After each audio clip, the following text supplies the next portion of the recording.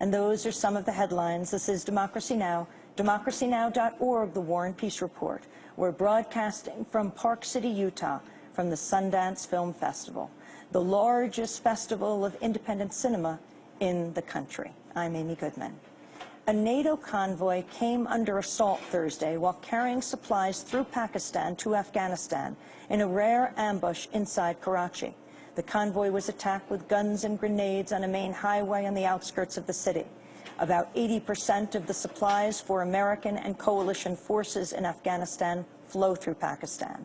The New York Times reports militants have repeatedly attacked supply lines passing through Pakistan's northwest, forcing the coalition to establish new supply routes through Central Asia. But an attack in Karachi is unusual. Quratulain Bakhtiari is the founding director of the Institute for Development Studies and Practices.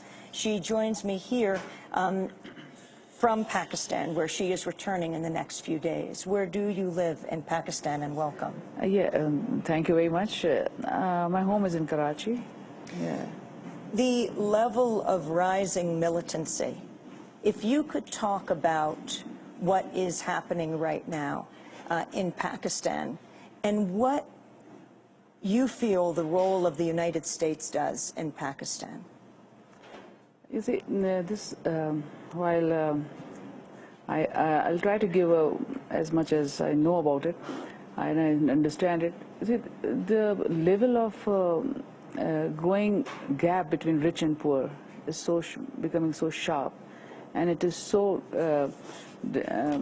the people, the general ordinary people of Pakistan, it's not difficult for average person to educate his children or to have any medical help or have a decent or dignified life.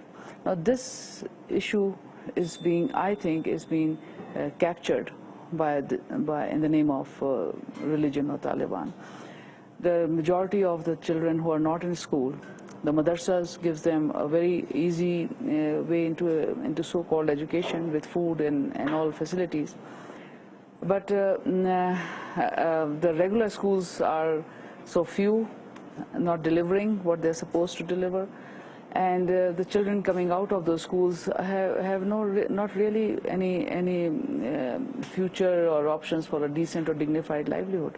So all these things put together is giving this, creating this situation. Also cross-border, it is not all happening from within Pakistan. It is from outside as well. Pakistan's, I feel that its geographical space is being used by a vested interest around Pakistan too. So it's not everything is Can from you within talk Pakistan. about the effect of, for example, the U.S. drone attacks in Pakistan? Yeah, those attacks is really very disturbing and very painful, and I feel that there should be another strategy, if it has to be, of diplomacy, of discussion. If you kill one, you want to kill one person, but you're killing 10 or 15 innocent ones. It's really not making sense to the people of Pakistan. And what happens then? It creates a lot of hatred or more confrontation with U.S. people and the country. What about women and the effect on women? Yeah, women are as we all know, women and children are the worst sufferer in this situation. They do not know that what's going to come, because they can't run from the house. They are there in the homes where the drones attacks are going to take place. They are used in this whole situation often as shields. And there's no backup support for the refugee women who wants to get out of the situation. There's no program for that. I think there should be a more holistic approach to the fallout effect of all these, this struggle that is going on. Can you talk about what you're doing, the IDSP? We look at this whole situation. I have been working now for 30 years in Pakistan at the grassroots level. And ever since we were sensing this, I was sensing this situation because of the difference between the education and livelihood opportunities for the majority population of Pakistan, and for the few, everything is provided for the few. But what about the rest of the country, the young people? Pakistan is a country with the most very fast-growing young population. 60% of its population is between 15 and 35 years, and we have no program for them. We have no direction set for them. It is all trial and error. Some people get somewhere somehow, but there is no systematic, organized program for the young people. In IDSP, in our institute, we reach out to these people and give options to them who are missed out, or who did not make in the school system or education system, or are unable to get into the job market. We bring them in and we give them, they go through courses on community development, on self-improvement, on citizenship, on their rights, and they then go out. Most of them get jobs, or they start their own community development projects across the country. Do you meet suicide bombers, for example?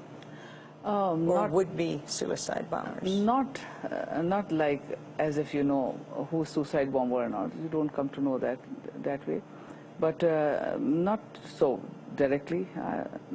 I don't think you can meet suicide bombers unless they're there to blow you up. But the sense of who you could identify, and do you feel that that is increasing? Yeah, you see, that will increase, because you see, a young boy, a man who has seen his family finished, and who has seen everybody gone, what else he has to live for? This will increase. There's nothing left for the people to live for. If their near and dear ones are gone, they want to get back to the killer. The billions that the U.S. is giving to Pakistan, yes. Where is it going?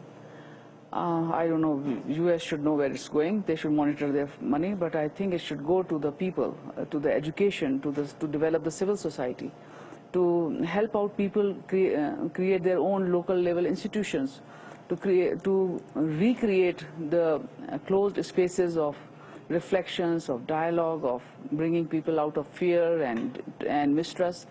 That is the area where the money should be going, not more to the same people whom U.S. has tested for so long, and the money just lies with the rich and powerful.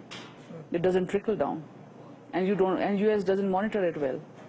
I want to thank you very much for being with us. Quratulain Bakhtiari, founding director of the Institute for Development Studies and Practices, joining us here in Park City. She's come to the Sundance Film Festival as one of the social entrepreneurs, a program which we'll talk about later in the broadcast. We'll be back in a minute. Thank you. Okay, we're going to switch out now. Oh, we're okay. Yeah, you can just...